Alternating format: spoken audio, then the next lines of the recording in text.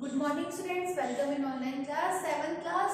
आज हम history chapter 5 शासक और इमारतें में मंदिरों पर क्यों निशाना साधा गया था कि मंदिरों को किस तरह से ध्वस्त करना या उनको बनाना, तो ये किस तरह से सोचा गया था, इसका अध्ययन करेंगे। इसके पहले वाली क्लास में हमने मंदिरों, मस्जिदों और इमारतों का निर्माण का कार्य किस तरह से होता है, कैसे उसको बनाते थे, कैसे मंदिरों में झरोखे बनाना या फिर वहां पे वो सभी कार्य होते, तो इसका अध्ययन हम कर चुके। आज हम पढ़ेंगे कि मंदिरों पर क्यों निशाना साधा गया था, कि राजा मंदिर और उसका निर्माण अपनी शक्ति के अनुसार, अपनी धन संपदा के अनुसार, अपनी शक्ति को प्रदर्शन करने के अनुसार भी करते थे। कि राजा की वो कार्य इसलिए करवाते ताकि जनता की प्रशंसा को प्राप्त कर सके या फिर उनकी नजर में वो अच्छा बन सके।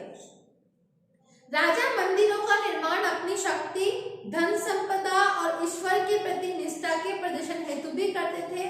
ऐसे में ये बात आश्चर्यजनक नहीं लगती है कि जब उन्होंने एक दूसरे के राज्यों पर आक्रमण किया तो उन्होंने प्राय ऐसी इमारतों पर भी निशाना साधा है कि जब एक राजा ने दूसरे राजा पर जब युद्ध का कार्य किया था तो उस समय उन्होंने इमारतों को ध्वस्त करने का कार्य भी किया था, कि वो उस इमारत जो राजा जिस चीज को पाने में सक्षम नहीं होते थे उसको वो खराब करना या उसको ध्वस्त करना वो उचित समझते थे।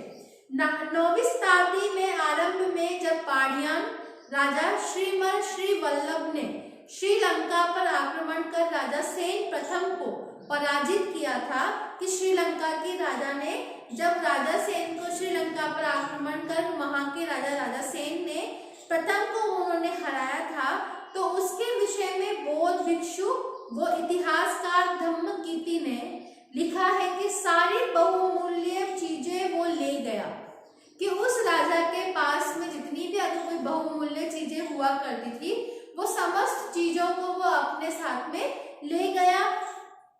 रत्न महल में रखी स्वर्ण की बनी बुद्ध की मूर्ति और विभिन्न मतों में जितने भी उस महल में मठ बनाए गए थे उन मठों में रखी सोने की प्रतिमाओं को भी, इन सभी को उसने अपने साथ रख लिया और अपने राज्य पर उनको ले गया। सिंहली शासक के आत्माभिमान को इससे जो आघात लगा था उसका बदला लिया जाना उसमें स्वाभाविक था, कि अगले सिंहली शासक सेन द्वितीय ने अपनी सेनापति को पांड्यों की राजधानी मदुरई पर आक्रमण करने का आदेश दे दिया।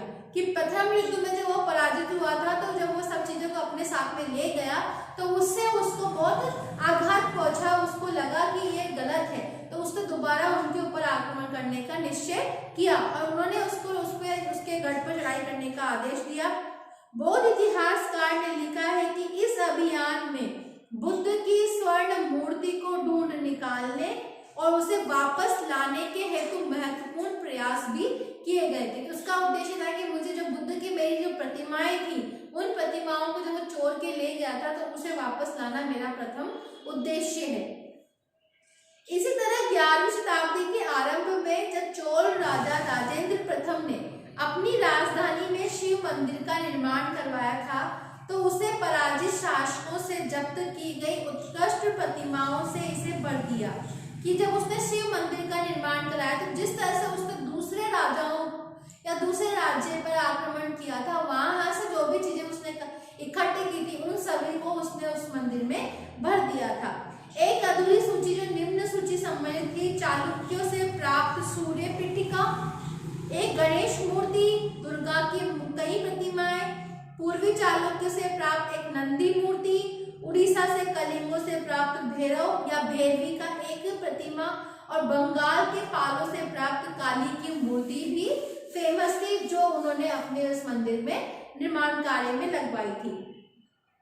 फिर गजनी का सुल्तान महमूद राजेंद्र प्रथम का समकालीन था। भारत ने अपने अभियानों के दौरान उसे पराजित राजाओं के मंदिर को अपवित्र किया और उनके धन और मूर्तियों को भी लूट लिया। कि भारत में जब सुल्तान महमूद जो थे, गजनी का सुल्तान महमूद प्रथम, उसने राजेंद्र प्रथम का समकालीन था, मतलब वो उस समय राजेंद्र प्रथम के समकालीन राज्य पर कार्य करता था और उसने भारत के अपने जो अभियानों के दौरान उसने पराजित जितने उन सभी से उन्होंने संपत्ति को लूट लिया।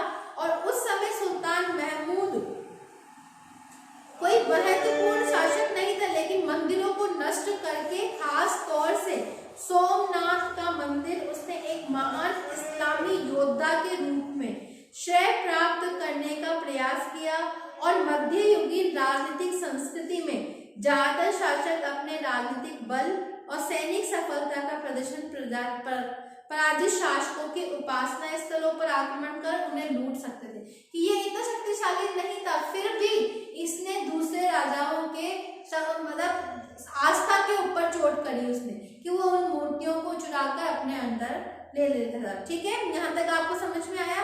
अब है अगला टॉपिक, बाग, मकबरे और किले, कि कैसे राजाओं के द्वारा बागों का निर्माण करना, अपने किले का निर्माण करना, या फिर उन्होंने मकबरे भी किस तरह से बनाए। ठीक है, मुगलों के अधीन जो वास्तुकला और जो देखने को मिलती थी, जो सुंदरता देखने को मिलती थी, वो बहुत जटिल थी, बहुत कठिन थी, क्योंकि उनके यहाँ पे जो निर्माण कार्य थे वो इतने बारीक, इतने महीन थे कि वो इतनी मेहनत करके जो उसको समझना बहुत मुश्किल होता था। तो उनकी जो प्रक्रियाएं थी वो बहुत जटिल थी। बाबर, हुमायूं, अकबर, जहांगीर, विशेष रूप से शाहजहां साहित्य, कला और वास्तुकला के बहुत रुचि कर लेते थे। कि ये सभी क्या थे, मुगल साम्राज्य सम्राट जो थे, ये सभी क्या थे, साहित्य में, वहां की संस्कृति में, वहां की कला में विशेष रुचि रखते थे। इस रुचि से कारण जो शाहजहां थे, आपने सभी ने आगरा का ताजमहल भी सुना है, तो वो सुंदरता के, बहुत सुंदरता की निशानी है। तो ये सभी क्या थे, उनको रुचि थी इसको निर्माण कार्य में। अपनी आत्मकथा में बाबर ने औपचारिक बागों की योजनाएं और उनके बनाने में अपनी रुचि का वर्णन किया है। अक्सर ये बाग दीवार से घिरे होते थे तथा कृत्रिम नहरों द्वारा 4 भागों में विभाजित एक आयताकार, कि जैसे कि एक आयताकार होता है ना, आयताकार में कि चारों तरफ वहां पे बागों का निर्माण होता था, घिरे होते थे। और इन नहरों, औपचारिक बागों की योजनाओं और उनके बनाने, उनका खाका तैयार करना, उनका नक्शा बनाना, उसमें वो बाबर जो थे, बाबर ने अपनी विशेष रुचि दिखाई थी। 4 समान हिस्सों में बटे होने के कारण ये 4 बाग कहलाते थे, कि इन बागों का निर्माण 4 बराबर हिस्सों में होता था, तो इसीलिए इन्हें 4 बाग भी कहा जाता है। 4 बाग बनाने की परंपरा अकबर के समय से ही शुरू हुई थी। कि अगर 4 बाग जो निर्माण करने की जो प्रक्रिया थी, उस प्रक्रिया का जो शुभारंभ हुआ था वो अकबर के शासनकाल में से ही हुआ था। कुछ सर्वाधिक सुंदर 4 बागों का कश्मीर, आगरा, दिल्ली में जहांगीर और शाहजहां ने बनवाया था। कि इन सुंदर 4 बागों का जो निर्माण था वो कश्मीर में, आगरा में और दिल्ली में, जो कि जहांगीर के द्वारा और शाहजहां के द्वारा करवाया गया था। अकबर के शासनकाल में कई तरह के महत्वपूर्ण वास्तुकलात्मक नवाचार हुए, नए विचारों का आगमन हुआ। इनकी प्रेरणा अकबर के वास्तुशिल्पियों ने उनके मध्य एशियाई पूर्वज तैमूर के मकबरों से भी ली। कि इन्होंने जिस तरह टेक्नोलॉजी आज बढ़ती है, तो हम उस टेक्नोलॉजी को सीखते हैं ना, तो इनके शिल्पकारों ने भी उन नए अभिनवों को, नवाचारों को सुना और उनको अपनी जीवन शैली में अपनाने का प्रयास किया। हुमायूं के मकबरे में सबसे पहली बार दिखने वाला केंद्रीय गुंबद जो बहुत ऊंचा था, गुंबद जो होता है ना, जैसे कि आपको महल होता है तो महल के ऊपर ऐसे गुंबद बनाया जाता है, तो ये गुंबद जो था ये उनके आकर्षण का कारण था, जो कि बहुत बड़ा था और ऊंचा। महला प्रवेश द्वार मुगल वास्तुकला के महत्वपूर्ण रूप बन गए थे। ये मकबरा एक विशाल औपचारिक 4 बागों के मध्य में स्थित है। कि 4 जो बाग है वो 4 बागों के मध्य में स्थित है। इसका निर्माण 8 संवर्गों या अथवा हस्तभिषिक्त की परंपरा से हुआ था, जिसमें एक केंद्रीय कक्ष 8 कमरों से घिरा होता था। इस इमारत का निर्माण लाल बलुआ पत्थरों से भी किया गया है और इनके किनारों पर सफेद संगमरमर के बने हैं। जो पत्थरों का जो बाहर का आवरण है वो लाल पत्थरों से बनाया गया है और इसके जो किनारे हैं वो सफेद संगमरमर से बने थे। शाहजहां के शासनकाल के दौरान मुगल वास्तुकला के विभिन्न तत्व एक विशाल सद्भावना संश्लेषण में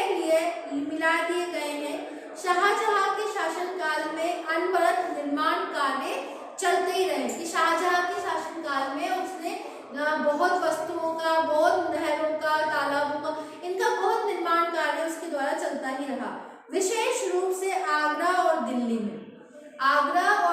में उसके द्वारा तमाम वस्तुओं का निर्माण किया गया। सार्वजनिक और व्यक्तिगत सभा हेतु समारोह कक्षों का निर्माण किया गया और एक विशाल आंगन में स्थित दरबार चिल चुतन और 40 खंभों के सभा भवन भी बनवाए गए। शाहजहां के सभा भवन विशेष रूप से मस्जिद से मिलते जुलते बनाए गए थे। जिस तरह से मस्जिद का निर्माण होता था उसी तरह से उसने अपने सभा भवनों का भी निर्माण किया। उनका सिंहासन जिस मंच पर रखा था उसे प्राय किबला, नमाज के दौरान मुसलमानों के सामने की दिशा है। दिशा मतलब कि जिस दिशा में वो नमाज पढ़ते हैं उसी दिशा में उसने अपने मंच का निर्माण करवाया था, क्योंकि जिस समय दरबार चलता था उस समय प्रत्येक व्यक्ति उस ओर ही मुंह करके बैठता था। इन वास्तुकलात्मक अभिलक्षणों का इस ओर इशारा था कि राजा पृथ्वी पर ईश्वर का प्रतिनिधि है। कि जिस तरह से हमारी पृथ्वी का संचालन ईश्वर के द्वारा किया जाता है उसी तरह से उस क्षेत्र का संचालन राजा के द्वारा किया जाता है। तो वो ईश्वर के प्रतिनिधि उसको रूप में उसको देखते थे। शाहजहां ने दिल्ली के लाल किले के अपने नवनिर्मित दरबार में राजकीय न्याय और शाही दरबार के अंतःस्पद पर बल दिया। बादशाह के सिंहासन के पीछे पितरा दुरा के जड़ाऊ काम की एक श्रृंखला बनाई गई थी, जिसे पौराणिक यूनानी देवता ऑफिशियस की वीणा बजाते हुए चित्रित किया गया था। ऐसा माना जाता है कि ऑफिशियस एक संगीत आक्रामक जानवरों को भी शांत करता था, कि उसके संगीत में इतना बल था कि वो जैसे आक्रामक जानवर होते हैं ना जो किसी के ऊपर आक्रमण करते हैं, तो उसके संगीत से वो उन जानवरों को भी शांत कर सकता था। इतनी शांति पूर्वक एक दूसरे के साथ में रहने लगते थे। शाहजहां के सार्वजनिक सभा भवनों का निर्माण ये सूचित करता है कि न्याय करते समय राजा ऊंचे हैं और निम्न सभी प्रकार के लोगों का समान व्यवहार करेंगे और ये सभी सद्भाव के साथ वो रह सकेंगे। शासन के आरंभिक वर्षों में शाहजहां की राजधानी आगरा थी। इस शहर में विशिष्ट वर्गों ने अपने घरों का निर्माण यमुना नदी के किनारे के तटों पर करवाया था, क्योंकि आगरा शहर यमुना नदी के किनारे पर बसा हुआ है, तो उन्होंने अपने यमुना नदी के तट पे ही अपने भवनों का निर्माण करवाया था। इसका निर्माण 4 बाग की रचना के समानी औपचारिक बागों के बीच में हुआ था और 4 बाग की योजना के अंतर्गत ही अन्य तरह के बाग भी थे, जिन्हें इतिहासकार नदी तट बाग कहते हैं। इस तरह के बागों में निवास स्थान 4 बाग के बीच में स्थित न होकर नदी तटों के पास बाग के बिल्कुल किनारे पर होता था। शाहजहां ने अपने शासन की भव्यतम वास्तुकलात्मक उपलब्धि ताजमहल के नक्शे में नदी तट बाग की योजना भी बनाई। जिस तरह से आगरा के ताजमहल के आसपास बागों का निर्माण किया गया है, ये उसी योजना के अनुसार भी बनाए गए हैं। यहाँ सफेद संगमरमर का मकबरा नदी तट के एक चबूतरे पर बाग था, इसके दक्षिण में बनाया गया था।